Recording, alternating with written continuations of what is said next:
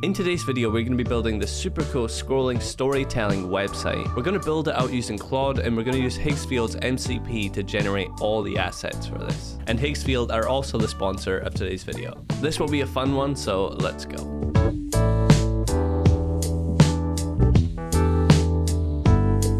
Okay, so here we are in Figma, and this is the concept. So up here, we've got this big hero. Now, the product that we're going to be doing a website on today is this little virtual assistant guy called Hobbs. Now, Hobbs is also the name of our little puppy that we have. And we're going to generate that robot using Higgsfield just shortly in the video. But when the page loads, I wanted to load this hero like this. It'll have like our robot image there. When you scroll, it like scales away like this, and then once we scroll down, they scroll up like on top to kind of stack like that. We've got like another little features box, so we need like a cool image for there, FAQs, bottom hero sort of section. So as you can see in Figma, we really don't have much design, but we've got the ideas up here, and this website's kind of about the storytelling, scrolling aspect of it. So let's see what we could do. We're about to prompt Claude, but here's a little quick tip to getting a good prompt. So let's export this just as a JPEG, and then let's drag this over into Claude, but this time just the chat version of Claude. Okay, so I'm going to build this out with Claude Code. Essentially just what I explained to you guys in the beginning, but now Claude's kind of like made it a bit more concise. And then we can take this prompt here, and we can go over into Claude Code, and we can just paste this in. In Figma, we can go down to dev mode, grab our design, so it knows what to work with. Now the model I'm using for this is Fable, and this will surely burn through quite a lot of credits, but we'll see just how much it does. Whilst Claude is building out our website with all of our scrolling interactions, I'll show you how to connect Higgsfield via the MCP. So if you're not familiar with Higgsfield, Higgsfield allows you to get access to all the image generation tools.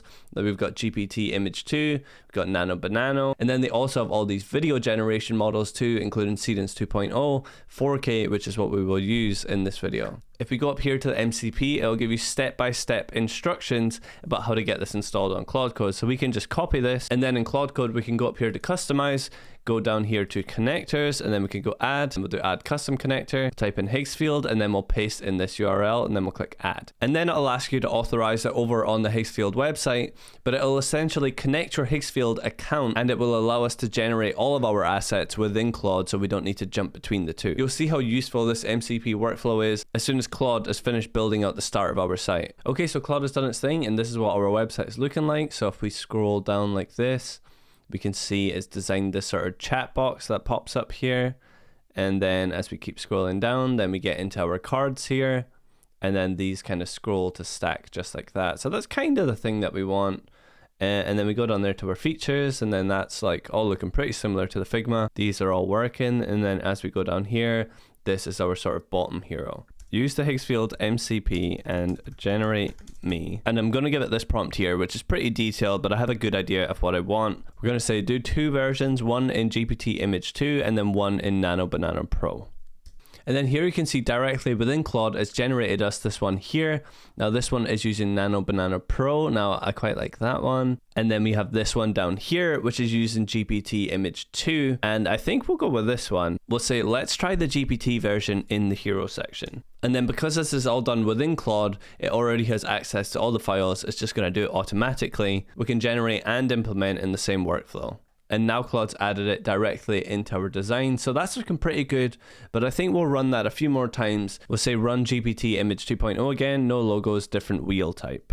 And then this here is what we landed on, which I think is looking a lot better. There's no logos, and I like the sort of composition of this. Then we can say, use this robot as our base reference. This time generate me a close-up shot of his face in a studio pastel blue studio setting. And using a robot as a reference for all of our images, it'll make sure that things stay consistent between all the different scenes that we're going to generate this little guy in. And it's now generated it just like that, and that looks really good. So let's say, let's add it into our feature card section. And then now it's added it directly into there. So let's now do the exact same process for this box and this box. The second one should be our robot with full body shot in a yellow studio setting. And the third one is our robot with a thinking expression in a green pastel studio setting. Then I'll just say generate these and then add them straight into the sections. What I really like about this workflow as well is like, because it's all working within Claude, Claude's like super aware of the images.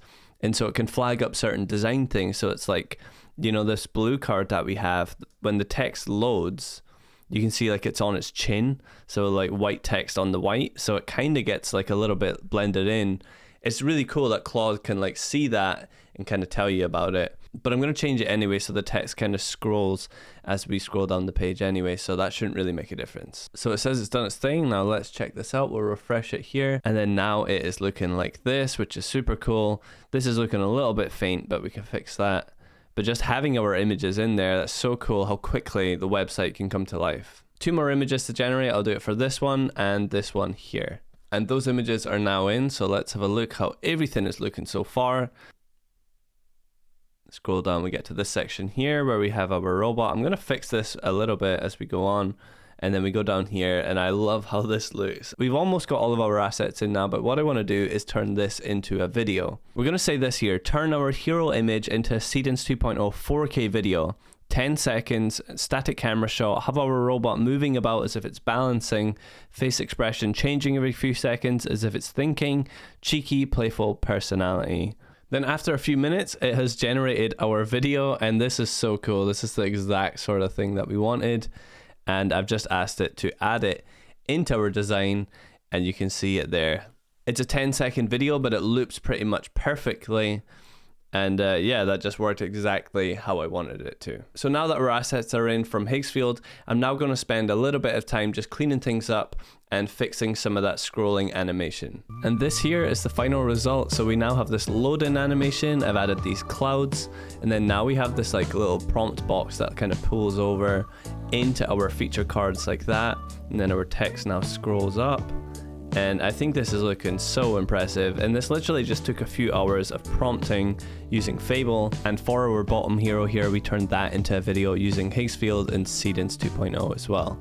So you might be wondering, is this responsive? Well, yes it is. So this is it in the browser, and if we resize it down like that, you could see it kind of stacks like this. So as you scroll down, then you see your prompt, and then this looks a little weird on here, but like if you imagine on a mobile, it fits more like this. And yeah, on mobile this looks totally good. So you scroll down like that, you have your feature cards, and then you get down here to your feature section, and then down here into your bottom footer here. Now in total, start to finish, this design took about 2-3 hours, and I took a break halfway through, so my Claude usage did reset in that time, but I was able to do it pretty much in total all within my 5-hour limit at my max plan. But I'm sure you can agree that is a lot of work done in just a few hours. Now the website's not exactly done. There's still like a lot of things we would want to do. We would want to compress all the images and videos, and you could just ask Claude Code to do that. It's really good at compressing it all. It can just do it. And then if you want to dial in the SEO and the AEO, you can literally just ask Claude, let's work on the SEO and AEO. Then if we wanted to host our website live, we could do this here. We could just say, let's push this live to GitHub, host it on Cloudflare pages, and connect a domain name. But what we could also do before having to do any of that and connect to GitHub, connect to Cloudflare, because we've connected Higgsfield via the MCP, we can ask it to upload it to Higgsfield supercomputer so we can get a live link just quickly for the client for feedback. And after just a few minutes, and without even needing to leave Claude, our website is now hosted on Higgsfield, and you can see that we now have this unique URL that we could send to a client and email over for feedback, and it fully works just as it did as files on our computer. This workflow with Figma and Claude and Higgsfield is one of my favorite ways to work. It is genuinely just a lot of fun, and you can get a lot done very quickly. But if you guys are interested in the full workflow start to finish, everything from getting a client through to branding, web design, building out using these AI workflows, then you could join my upcoming course. Thank you to Higgsfield for sponsoring this video. If you want to check out their MCP, then check out the link in the description. Please consider subscribing if you like this sort of video, and I will catch you guys soon in the next one.